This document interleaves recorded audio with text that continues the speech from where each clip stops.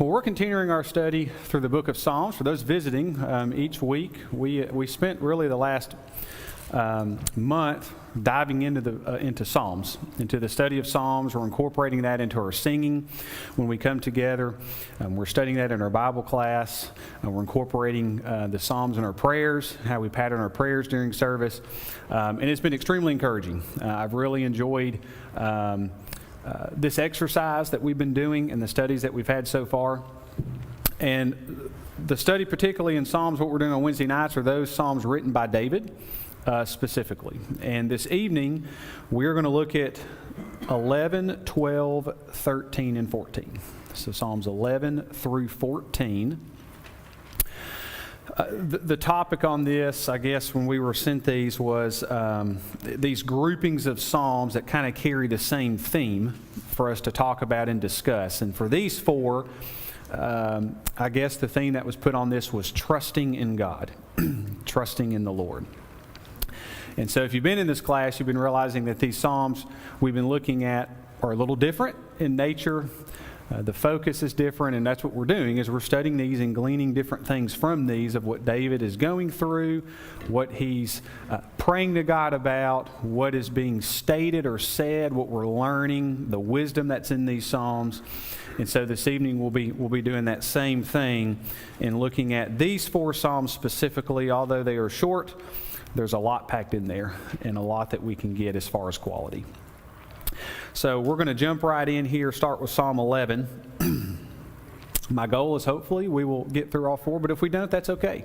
If we're talking a lot and we having a lot of good discussion, that's great. That's what we want. So let's read Psalm 11, and then we'll take a minute or two afterward to kind of let you guys make some notes, write some things down, and then we'll jump in and discuss. Psalm 11. In the Lord I take refuge. How can you say to my soul, flee like a bird to your mountain? For behold, the wicked bend the bow. They have fitted their arrow to the string to shoot in the dark at the upright in heart. If the foundations are destroyed, what can the righteous do?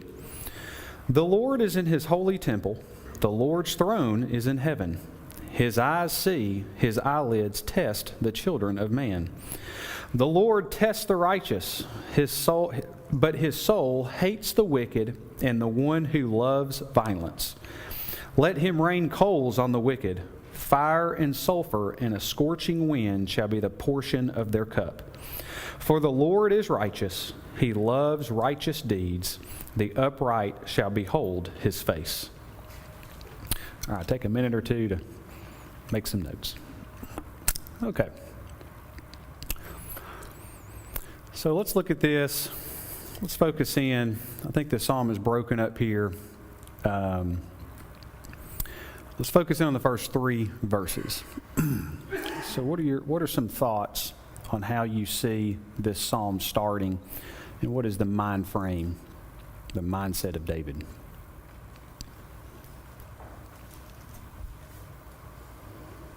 He takes refuge in the Lord, so he says, I don't need to go anywhere. I trust in the Lord. Yep, so we've used this word before, this refuge. We see this time and time again in Psalm, and David using this. Refuge is a shelter or a covering. The Lord is his protection. Wayne? Someone's trying to take his confidence away. Because it says, you have no protector, run, flee, and the unseen lion darkness to attack. And the place to hide has been destroyed. So they're trying to take the confidence of the rider away, but yet he's going to respond. Yes. Good point. I was going to say something, I'm going to let you guys comment. I mean, he had a very up and down life. So he probably asked this question many times by other people. He probably had this question himself. Absolutely. Yeah, verse 3. I think that question, if the foundations are destroyed, what can the righteous do? The doubt that's being created is God really in control? So when we look around us today, look around us when we have the pandemic, we look around us at times when it just appears to us that he can't be in control. will we really be letting these things happen? And so that's how doubt creeps in. And even if you're studying with somebody that might be interested in learning more about God, they ask those kinds of questions. Well, how can a gracious and good and merciful God let good things happen to bad people? That's the question. I mean bad things happen to good people. Sorry, I said that backwards. Bad things happen to good people. And it's that doubt that God's not in control of what He wouldn't let that happen, which is a false premise. But those are the things it sounds like David's being asked. Yes. David? Yeah, when it comes to it seems like this person is saying, flee like a bird, is trying to take David's confidence away. Maybe that is also somebody who has lost their own confidence. Like, it seems like that is also sort of another righteous person who's looking at the world and saying, David, this has gotten really bad. We need to get out of here. What are we going to do about this? Like, we're kind of on a losing team right now. I think we consciously or unconsciously feel that way a lot, right? We look at the world and say, it seems like everything is so bad. Everybody is so wicked. Well, it was like that in David's time too. The world hasn't changed all that much. You can still have a wrong perspective on this. If that makes sense. Yeah, absolutely. It's possible that if this song was in Nehemiah's heart, when he was being tempted by the guy that says, hey, it's getting bad, why don't you come into the temple and hide with me from Sanballat and Tobias? We're out to get you. And he had the same retort of, wow. Doing that is just the opposite of being faithful to God, of responding to His steadfastness. Yes. Which we'll see in Psalm 13. Yes. So we see that David's not the only one that has thought like this, has been in this situation. Man, in general, is like that, and we see a lot of examples of that.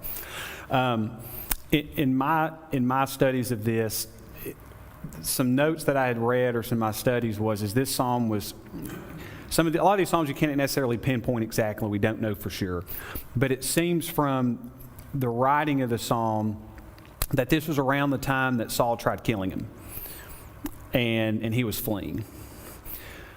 So if you think about that, and think about that time in David's life, he's young, he's been anointed as king, but yet there's still a king, Saul, and Saul is after him to take his life. And so you try putting yourself in his shoes and then understanding the context of this psalm, to where he's trying to do the right things, he's trying to do well, he's trying to serve the Lord, but then all these circumstances keep happening to him. And the king keeps trying to kill him. And so the way, some of the other things that I had read in looking at this was that David starts off by saying, the Lord I take refuge. But what's already been mentioned is you actually see in the circumstances he's in, doubt creeping in. And I think that is the key in this, is understanding that there are chances to where we're in situations that are out of our control, and doubt can creep in. And that's the human in us, the human nature. When you read it that way, how can you say to my soul, Lord, I take refuge in you, but how can you say to me, run to the mountain and flee for safety? For the wicked bend the bow, and they have their arrows to the string, and they shoot at the upright in heart. I'm as a prey. I'm being hunted. And if the foundations are destroyed, what can the righteous do? So you see that tone, that doubt. And a couple of comments were great. You put in these tough situations, why are these bad things allowed to happen? I think you can definitely pull from this and that reasoning. Is it a third party that is saying, how can you say to my soul? I don't see that as coming from God. That's somebody that is, and like Job's buddies, That worked very much. Yeah, the comment was made that that was someone else saying that to David, not God. I have also seen it as David saying that to God, saying, I take refuge in the Lord. How can you say to me, flee to the mountain? The Lord's telling him to leave, to flee, because Saul's out to kill him, and that he's going to keep him safe. But he's questioning. It seems like his confidence in the Lord is not where it should be. It's taking a hit right now. When I'm reading it, it's David speaking to his enemies, or to the ones who are after him. He says, I take refuge in the Lord. How can you say this to me? Okay? Yeah.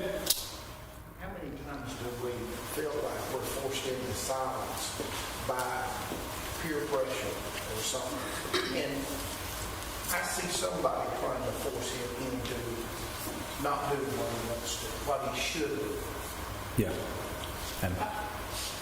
I think there's enough ambiguity that who's asking who doesn't matter. That's my personal view. There's one question and there's one response, right?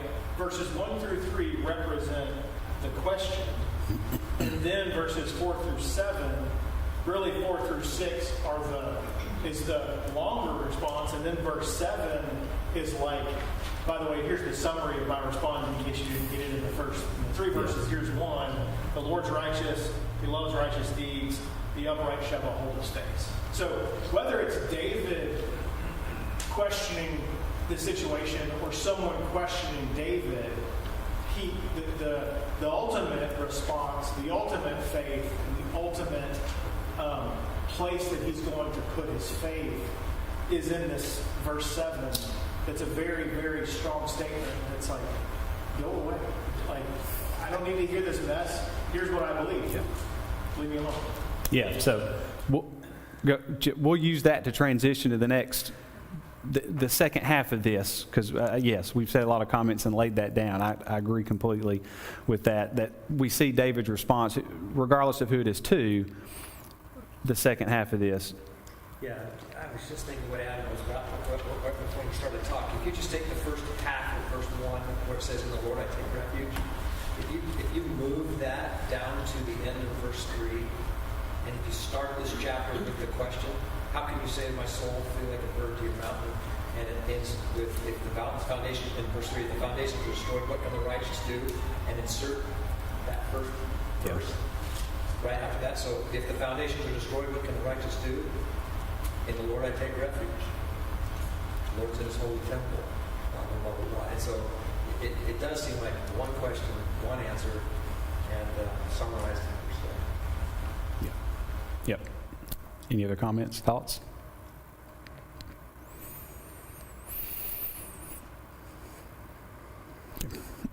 I see his faith kind of strengthened and renewed in the second half of this.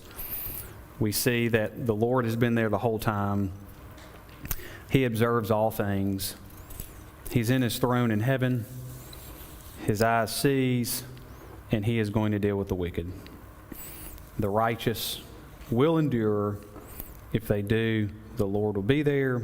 He loves them, and they will behold his face. Any other thoughts? Brian, the last thing I would say is, verse 7 is so David is most likely going through a physical trial, potentially being hunted by Saul. But when he says the Lord is righteous, he loves righteous deeds, and the upright will behold his face, well, we know from the time of Moses that we can't see God's face in our current form. Yes. And so this is a spiritual promise about far into the future. He's not responding to his physical trials with a physical manifestation of God's love. He is focusing on the spiritual ultimate manifestation. Yes, absolutely. Great illustration. Another comment? Yeah, it's kind of along similar lines of like this, there seems to be this anchor point of the Lord is in his holy temple and the Lord is on his heavenly throne. Like when everything is rocky, when there are questions, when life falls apart, do you recognize God as your safe place? And I think David was reminding himself that God, number one, who God is, and number two, where God is. And that regardless of what he was going through, he knew who God was, and he knew where he was going. That in the end of verse 7, that I will seek his face, the upright will seek his face. Yep, absolutely. Yep. Mm-hmm.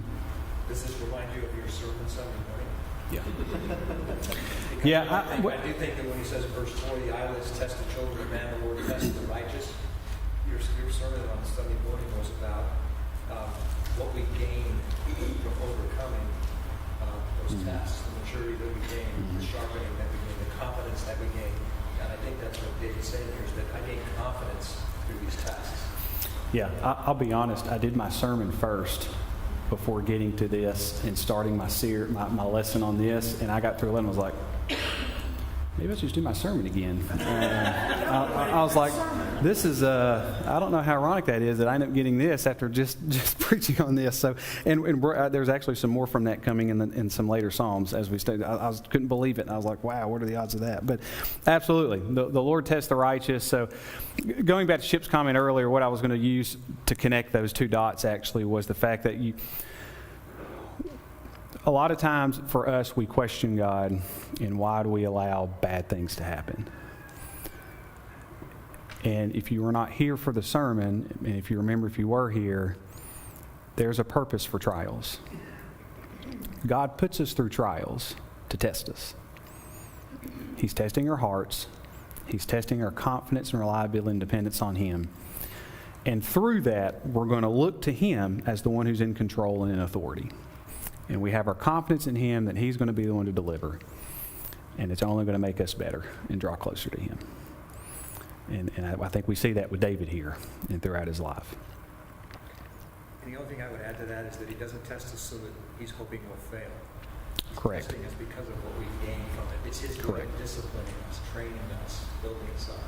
Correct. Absolutely. It's not to have us fail. It's not to put us down. He's not setting us up for failure. He's wanting us to succeed, and He's wanting us to do that with Him and through Him. Any last comments before we move on? Okay. Let's look at 12.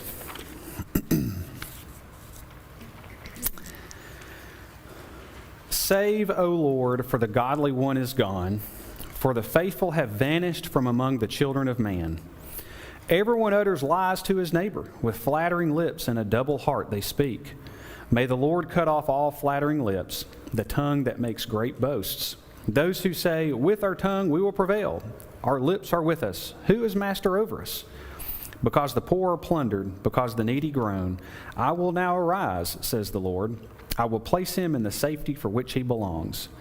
The words of the Lord are pure words, like silver refined in a furnace on the ground, purified 7 times. You, O Lord, will keep them. You will guard us from this generation forever.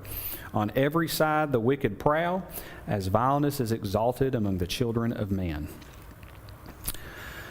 Take a minute or so. All right. Let's key in on the first 4 verses here. What do we see that's going on? What is the picture here?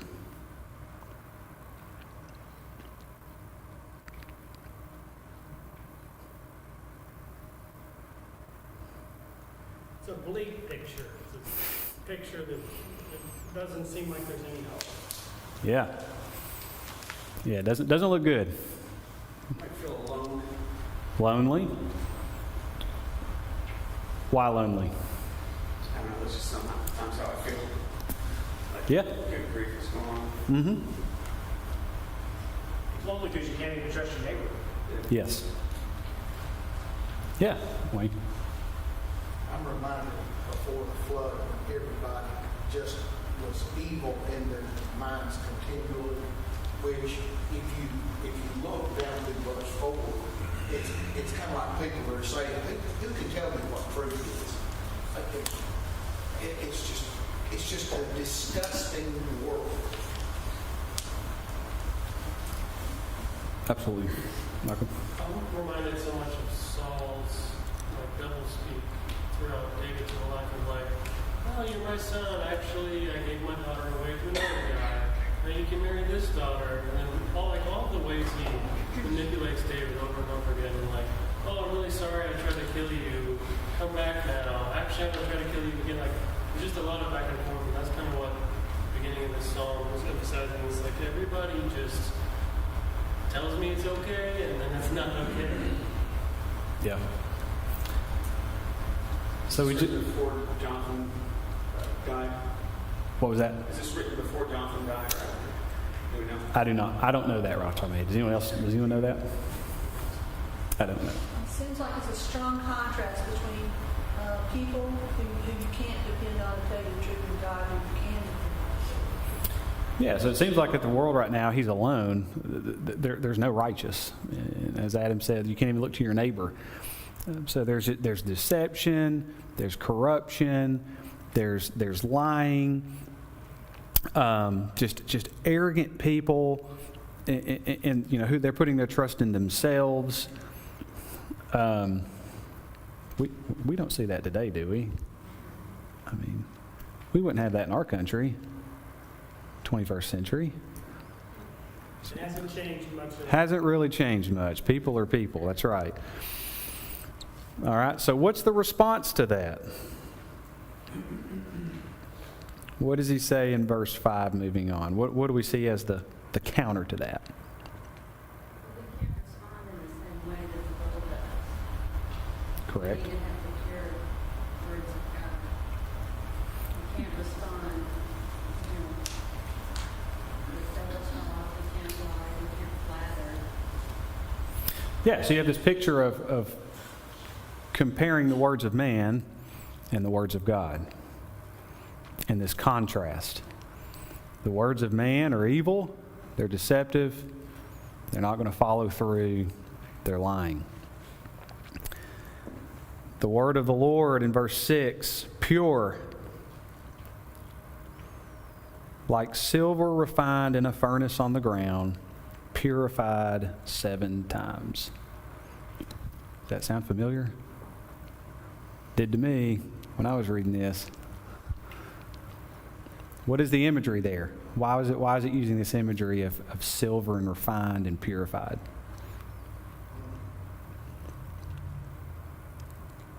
I see the contrast between poor and needy and where the riches actually are.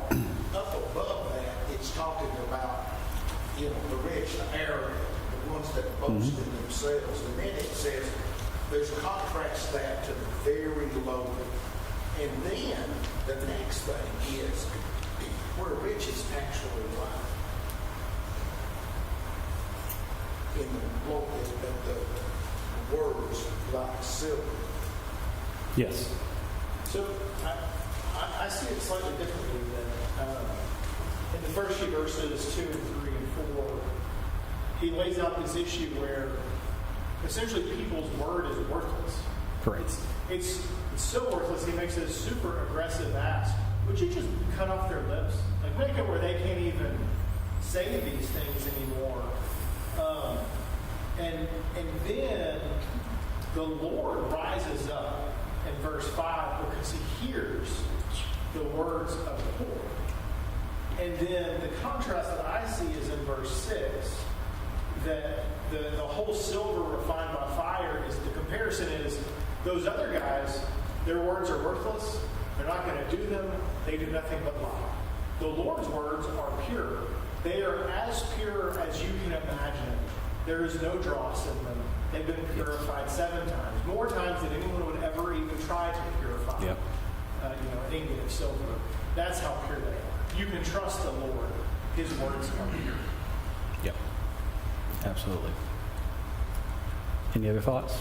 Yep. Josh. With verse 6, the idea of the silver refined in a furnace is that you're removing the dross from it. So we need to remove all the bad speech from verses 1 and 3 out of our speech and leave only the pure words.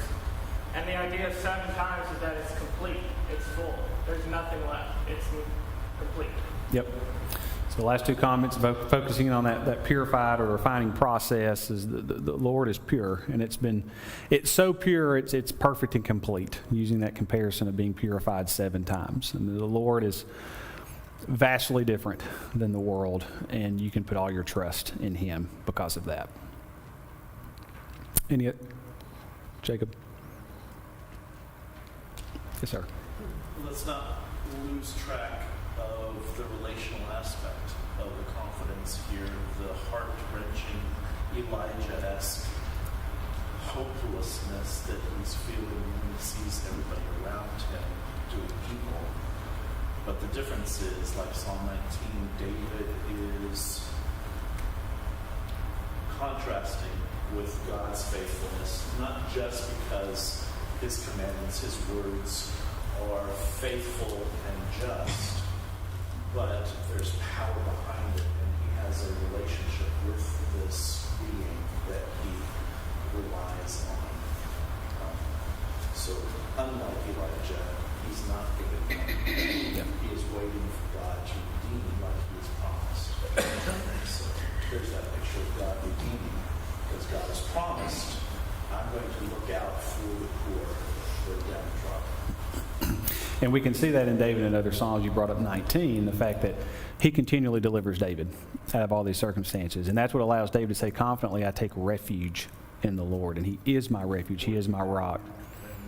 Yeah, absolutely. Absolutely. The relationship, strong. Absolutely. That's definitely one to zero in on and focus on. Jacob, do you have something? I like the contrast where he begins, godly are gone, faithful have vanished, everyone, but yet he ends with us. You will guard us. And I just think sometimes when we can look at the world today, it seems like all hope is lost. This is just as bad as it's ever been, worse than it's ever been. But the world's not all that bad either. There's always been a remnant, and God is here. He's always been. So it's kind of like the last song's a reminder, a declaration coming up as it seems bad. God's here. And there's one alone. Yeah, it seems like the song's very relatable in regards to how we feel in the world today and everything going on. Again, kind of talking about our society and our culture. I think we can absolutely look at this and think the same way in regards to the world and putting trust in man and how we should be like David and looking to the Lord. Yes, sir. We always have a good attitude about things, but I think one thing I get from this is that, it is bad. And you don't rely on anything else. God's words are so good. You find 7 times.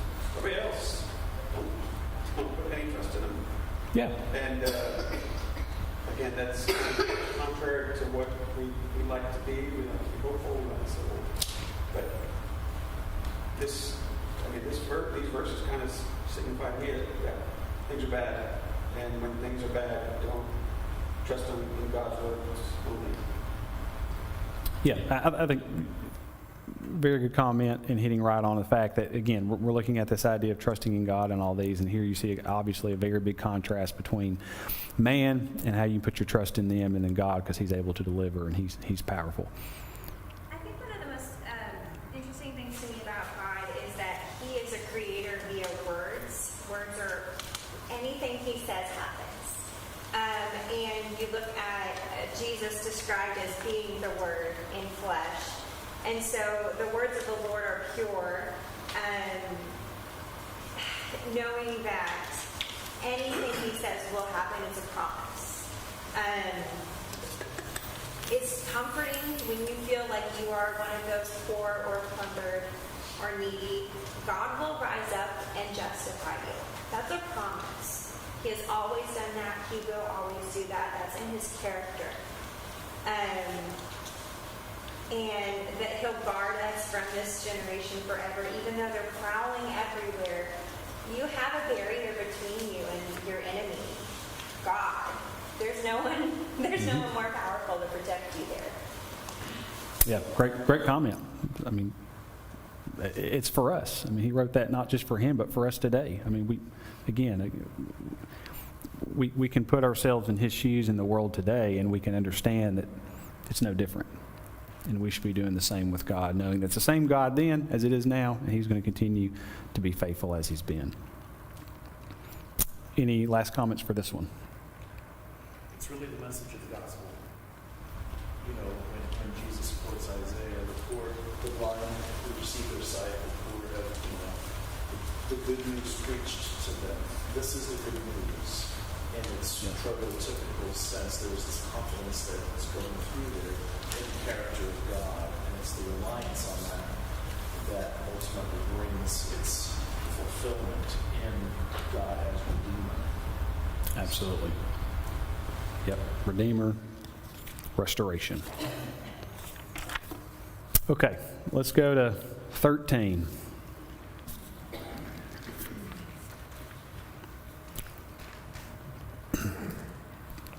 How long, O Lord, will you forget me forever? How long will you hide your face from me? How long must I take counsel in my soul and have sorrow in my heart all the day? How long shall my enemy be exalted over me? Consider and answer me, O Lord my God. Light up my eyes, lest I sleep the sleep of death. Lest my enemy say, I have prevailed over him. Lest my foes rejoice because I am shaken. But I have trusted in your steadfast love. My heart shall rejoice in your salvation.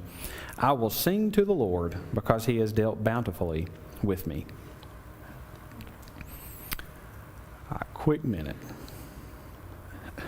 Okay.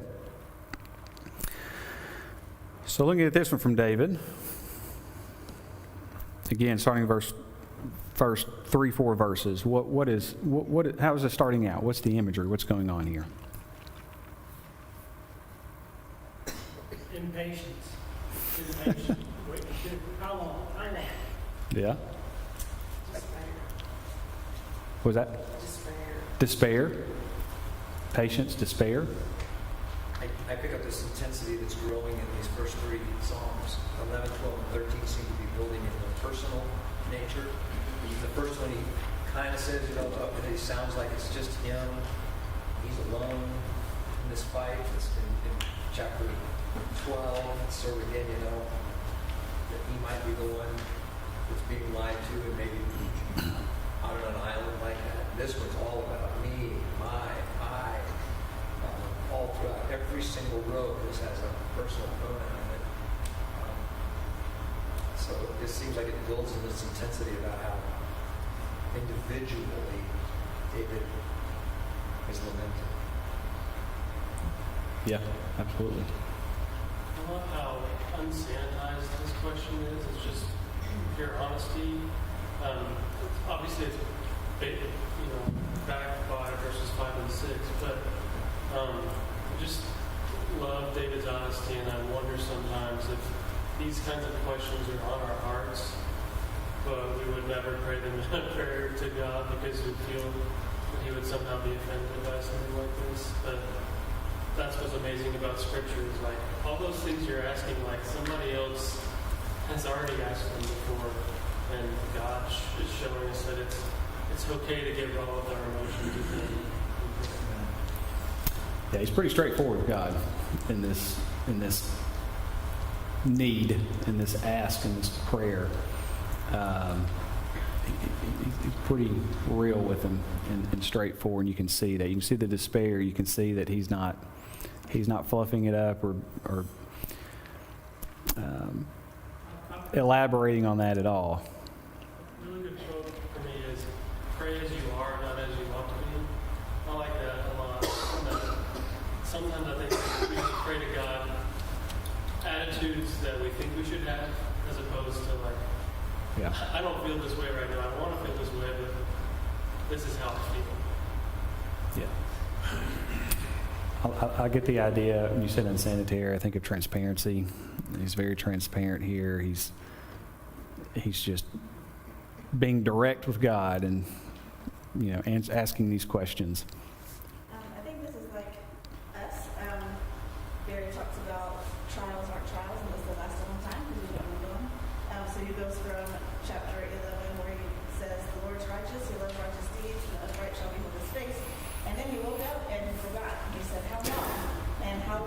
tired of waiting. Why is this so long? And then again, oh, but I trust in you. Then I will sing the Lord because He has built up to with me. Like it's a whole journey. Yeah, absolutely.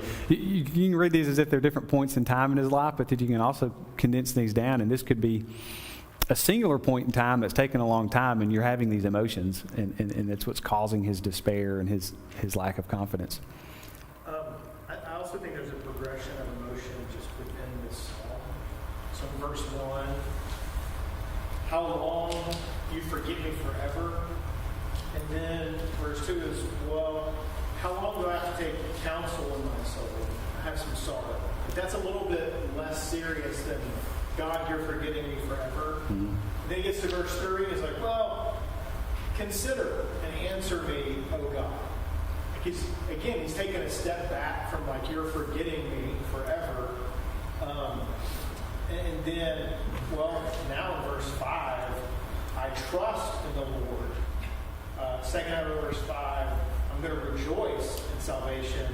In verse 6, I'm going to sing to the Lord because he's dealt with me bountifully. Like this is, to me, this illustrates the emotion that we often feel if we will do it, as Michael talked about, like pray where we are and kind of own the emotion that we feel and share it with God. He will assuage that feeling, but it's not immediate. You don't go from forget me forever to, oh, now I start singing to God. Again, there's time involved, and this wasn't a 30-second progression. This was a much longer sort of place for him going from, man, you forget me forever, to now I sing your praises because you deal with me bountifully. It's a range of emotion. Absolutely. So we have to remember that God does things in His time. Saul chased David around for 4 years. Mm-hmm. That's a long time. Mm-hmm. You know, a young man's life. He was fairly young. Yeah. To us, that can seem like forever, right? If it takes that long, for a couple of years.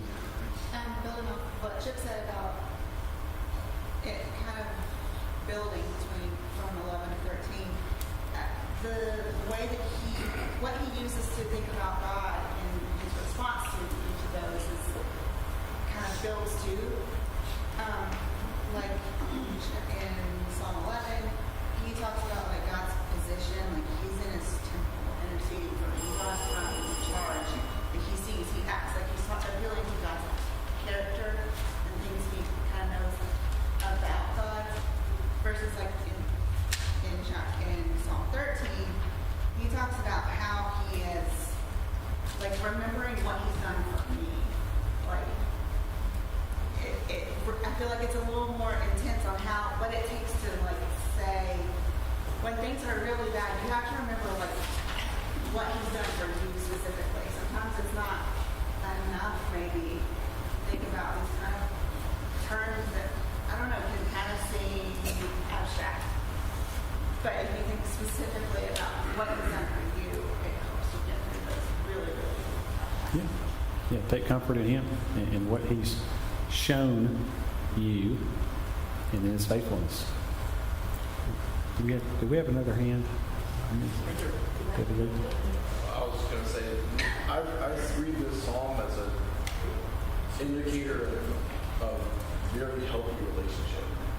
Where it's like, I see this as one of the things to say to somebody you have a really healthy relationship with is like, I'm going through something, and I just need you to know. I'm leaning on you. And then here in verse, yes, God, to revive in verse 3, he says to revive me, or to light my eyes. I think like I'm depending on you. I need these things. I'm not opposing you here. I'm not fighting with you. I just need to say, I need you. I'm still on your team. We're still in this together. I'm still on your side, and I still love you. I'm still leaning on you, depending on you. But I'm going through this. And I don't know, kind of Michael made us. It's like, how often do we feel that way, but often feel like, you know what, it's not right for me to say to God or to articulate, I feel like I need to feel you more right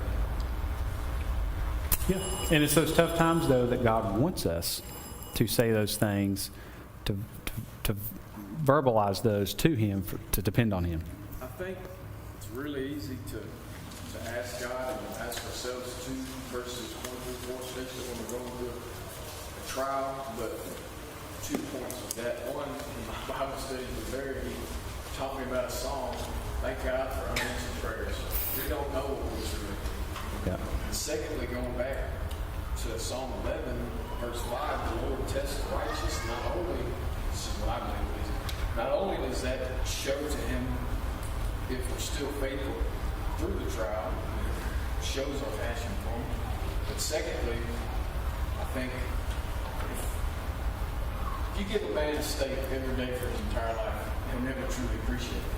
But if you give a man a dog for his whole life and then give him a fillet, he'll really appreciate it. So we're going to live here in this dirty, vile world.